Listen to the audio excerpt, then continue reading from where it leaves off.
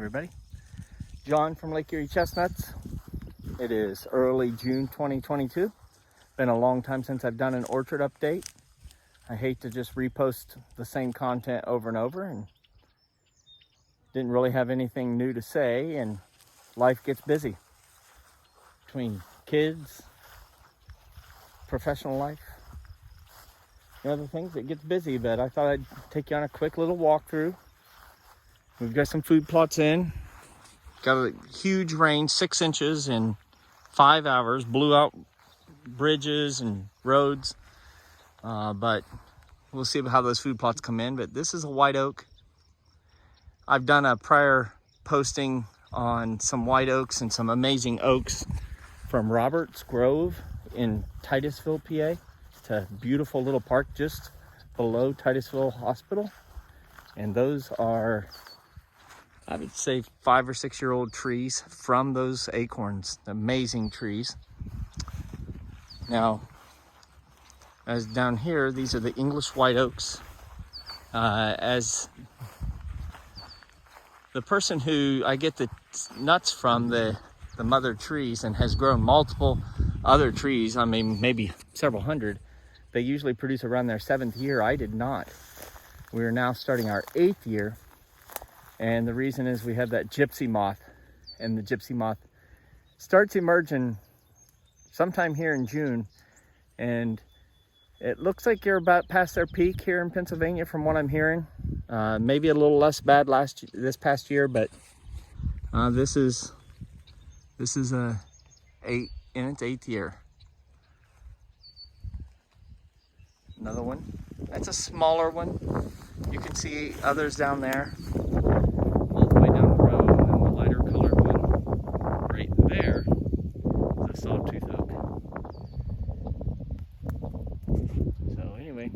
This tree here, good couple inches. Got another inch or so in the grow tube. We've talked before, I don't do a lot of mowing until mid-July. If you watch this far into the video, you can post a comment of why I don't mow. I've said it 500 times. As usual, there is a westward wind, and although I did buy microphones to make it better without the wind, I don't always bring them. And let's walk through.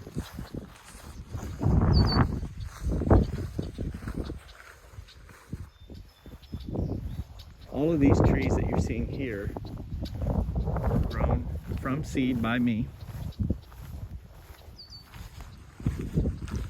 These have produced since their 4th year, I believe, and they're in their 7th year. About 15, 16 foot tall. Walking through the beautiful grass here. Each of the past several years, I have jumped fawns here.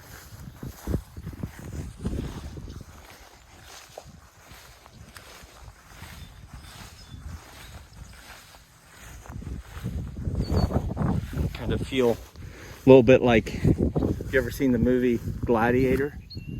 When he's walking, when Maximus Decimus Meridius is walking back through his home in Spain, and unfortunately is finding that his spouse and his son have been murdered.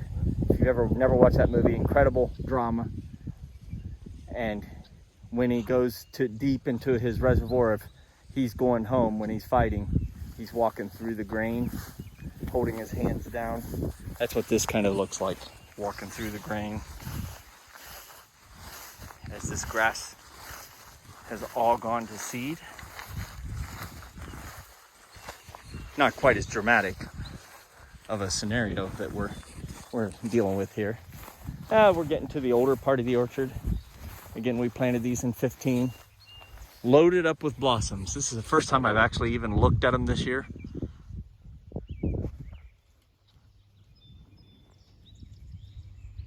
You see all sorts of blossoms in here. Then it'll be a little while before we get to whether or not there's any seeds, but almost assuredly there is. This tree, tight as far as what it looks like, sending up some side branches. I just rip those off so there's no suckering going on. But you know, a lot of Chinese chestnuts like to have those multi-stems, and I don't want them, just because I'm keeping this as an orchard type. Beautiful tree here. Tight as can be. You can see it's starting to bust through this tube because it's too tight.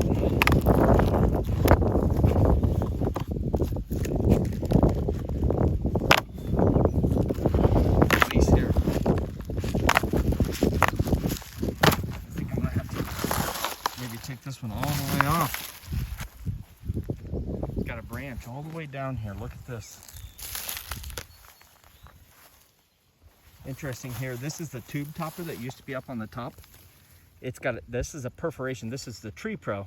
You can see it's the perforation, even though it fell to the, slid to the base of the tree because I was using it as a tube topper, is popping loose exactly like it should be because it's tight.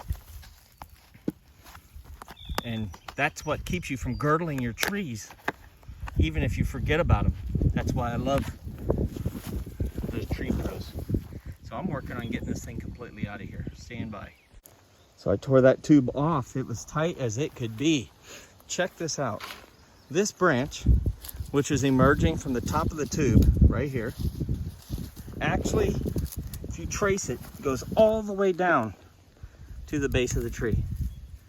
So we're gonna let it do that. And we'll see how that bark cleans up as time passes here.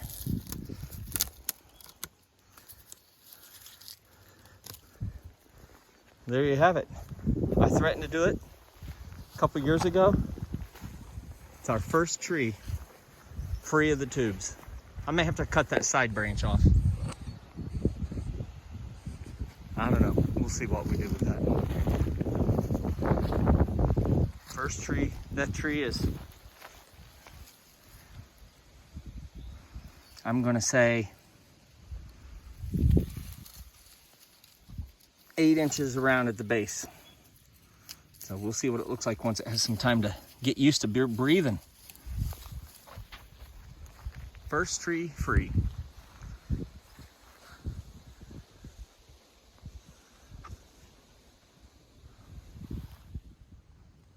Take you on through the orchard just on a short walk. Trees are coming in nice. No fertilization this year. As I said, I've used the fertilizing to get them up above deer browse height. These are obviously past that level.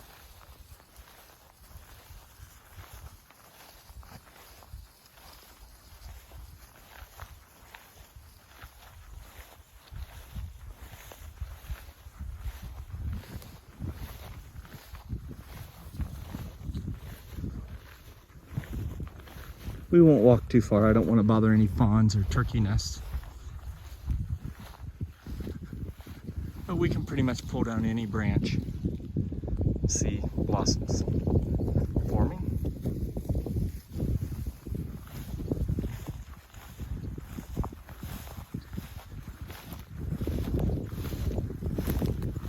Pull down a branch here.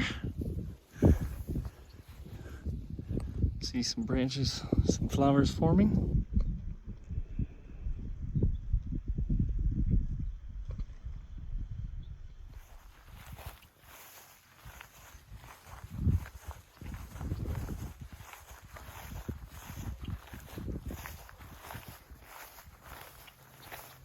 I don't see if you can see that little path. That's a wildlife trail rolling right through the middle of the orchard.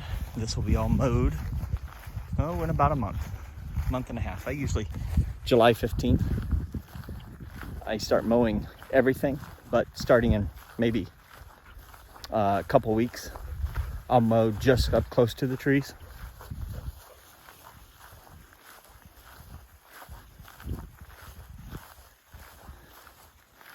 Beautiful day in the neighborhood.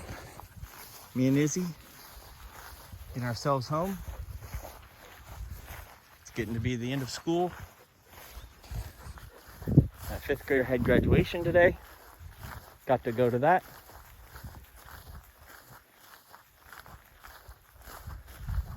Lots of oak trees that direction. Lots of oak trees that direction. Food plot that direction. Chestnut orchard behind. And some beautiful views over the hills that direction. Working on some projects around the house. Got some rough cut hemlock that I had here at the farm. I'll take that home, put that to work. Hope everything's going great with you guys. Remember, if you're not growing, you're dying. Thanks for following us here. We'll see you on the next one.